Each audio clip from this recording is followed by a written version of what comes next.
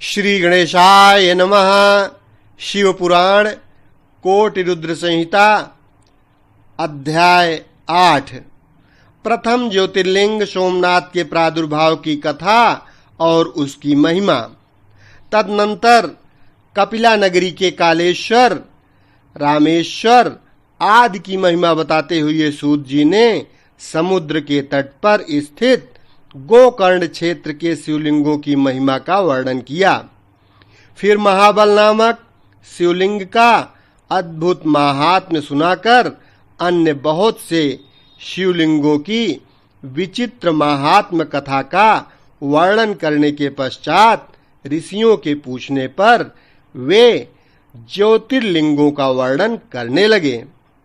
सूत जी बोले, ब्राह्मणों, मैंने सद्गुरु से जो कुछ सुना है, ज्योतिर्लिंगों का महात्म्य तथा उनके प्राकट्य का प्रसंग अपनी बुद्धि के अनुसार संक्षेप में ही सुनाऊंगा। तुम सब लोग सुनो। मुने, ज्योतिर्लिंगों में सबसे पहले सोमनाथ का नाम आता है, अतः पहले उन्हीं के महात्म्य को सावधान होकर सुनो।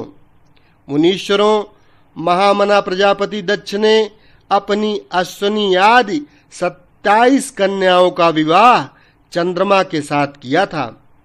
चंद्रमा को स्वामी के रूप में पाकर वे दक्ष कन्याएं विशेष शोभा पाने लगीं तथा चंद्रमा भी उन्हें पत्नी के रूप में पाकर निरंतर सुशोभित होने लगे।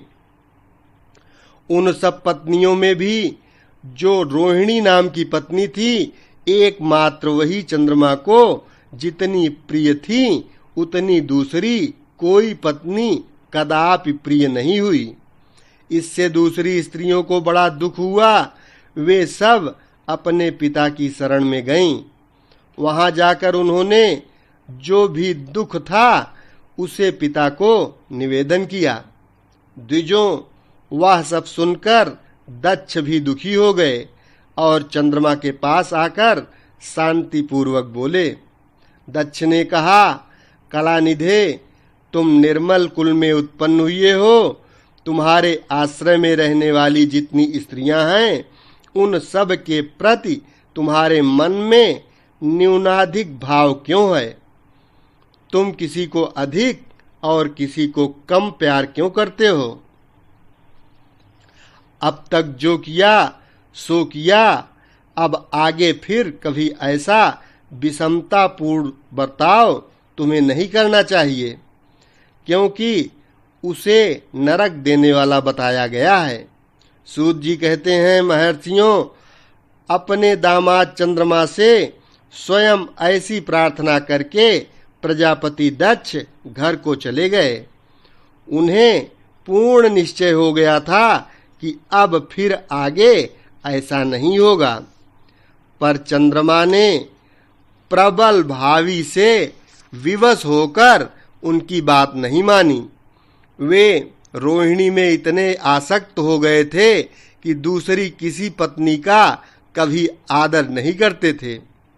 इस बात को सुनकर दक्ष दुखी हो फिर स्वयं आकर चंद्रमा को उत्तम नीति से समझाने तथा न्यायोचित बर्ताव के लिए प्रार्थना करने लगे। दक्ष बोले, चंद्रमा, सुनो, मैं पहले अनेक बार तुमसे प्रार्थना कर चुका हूं, फिर भी तुमने मेरी बात नहीं मानी। इसलिए आज शाप देता हूं कि तुम्हें क्षय का रोग हो जाए। सूत जी कहते हैं, दक्ष के इतना कहते ही क्षण भर में चंद्रमा क्षय रोग से ग्रस्त हो गए। उनके क्षीण होते ही उस समय सब ओर महान हाहाकार मच गया। सब देवता और ऋषि कहने लगे कि हाय हाय, अब क्या करना चाहिए? चंद्रमा कैसे ठीक होंगे? मुने, इस प्रकार दुख में पड़कर वे सब लोग विह्वल हो गए। चंद्रमा ने इंद्र आदि सब देवताओं तथा ऋषियों को अपनी अवस्था सूचित की। तब इंद्र आदि देवता तथा वशिष्ठ आदि ऋषि ब्रह्मा जी की शरण में गए। उनकी बात सुनकर ब्रह्मा जी ने कहा देवताओं, जो हुआ सो हुआ, अब वह निश्चय ही पलट नहीं सकता। अतः उसके निवारण के लिए मैं तुम्हें एक उत्तम उपाय बताता हूँ। आदर पूर्वक सुनो। चंद्रमा देवताओं के साथ प्रभास नामक शुभ क्षेत्र में जाएं और वहां मृत्युंजय मंत्र का विधि पूर्वक अनुष्ठान करते हुए भगवान शिव की आराधना करें। अपने सामने शिवलिंग की स्थापना करके वहां चंद्रदेव नित्य तपस्या करें। इससे प्रसन्न होकर शिव उन्हें क्षय रहित कर देंगे।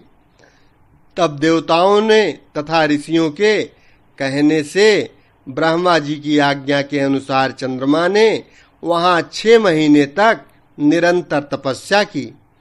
मृत्युंजय मंत्र से भगवान वृषभध्वज का पूजन किया। 10 करोड़ मंत्र का जाप और मृत्युंजय का ध्यान करते हुए चंद्रमा वहां स्थिर चित्त होकर लगातार खड़े रहे। उन्हें तपस्या करते देख भक्तवत्सल भगवान शंकर प्रसन्न हो उनके सामने प्रकट हो गए और अपने भक्त चंद्रमा से बोले, शंकर जी ने कहा, चंद्रदेव तुम्हारा कल्याण हो, तुम्हारे मन में जो अभीष्ट हो वह वर मांगो, मैं प्रसन्न हूं, तुम्हें संपूर्ण उत्तम वर प्रदान करूंगा। चंद्रमा बोले, देवेश्वर यदि आप प्रसन्न हैं तो मेरे लिए क्या असाध्य हो सकता है। तथापि प्रभो शंकर, आप मेरे शरीर के इस क्षय रोग का निवारण कीजिए। मुझसे जो अपराध बन गया हो उसे क्षमा कीजिए। शिवजी ने कहा, चंद्रदेव, एक पक्ष में प्रतिदिन तुम्हारी कला क्षीण हो और दूसरे पक्ष में फिर वह निरंतर बढ़ती रहे। तदनंतर चंद्रमा ने भक्ति भाव से भगवान शंकर की स्तुति की। इससे पहले निराकार होते हुए भी वे भगवान शिव फिर साकार हो गए। देवताओं पर प्रसन्न हो उस क्षेत्र के महात्म्य को बढ़ाने तथा चंद्रमा के यश का विस्तार करने के लिए भगवान शंकर उन्हीं के नाम पर वहां सोमेश्वर कहलाए और सोमनाथ के नाम से तीनों लोकों में विख्यात हुए। ब्राह्मणों, सोमनाथ का पूजन करने से वे उपासक के क्षय तथा कोढ़ आदि रोगों का नाश कर देते हैं। ये चंद्रमा धन्य हैं, कृतकृत्य हैं, जिनके नाम से तीनों लोकों के स्वामी साक्षात भगवान शंकर भूतल को पवित्र करते हैं। प्रभास क्षेत्र में विद्यमान हैं। वहीं संपूर्ण देवताओं ने सोम कुंड की भी स्थापना की है, जिसमें शिव और ब्रह्मा का सदा निवास माना जाता है। चंद्रकुंड इस भूतल पर पाप नाशन तीर्थ के रूप में प्रसिद्ध हैं। जो मनुष्य उसमें स्नान करता है वह सब पापों से मुक्त हो जाता है। क्षय आदि जो असाध्य रोग होते हैं वे सब उस कुंड में 6 मास तक स्नान करने से नष्ट हो जाते हैं। मनुष्य जिस फल के उद्देश्य से इस उत्तम तीर्थ का सेवन करता है उस फल को सर्वथा प्राप्त कर लेता है, इसमें संशय नहीं है। चंद्रमा निरोग होकर अपना पुराना कार्य संभालने लगे। इस प्रकार मैंने सोमनाथ की उत्पत्ति का सारा प्रसंग सुना दिया। मुनीश्वरों, इस तरह सोमेश्वर लिंग का प्रादुर्भाव हुआ। जो मनुष्य सोमनाथ के प्रादुर्भाव की इस कथा को सुनता अथवा दूसरों को सुनाता है वह संपूर्ण अभीष्ट को पाता और पापों से मुक्त हो जाता है। अध्याय 8 से 14 तक समाप्त हुआ।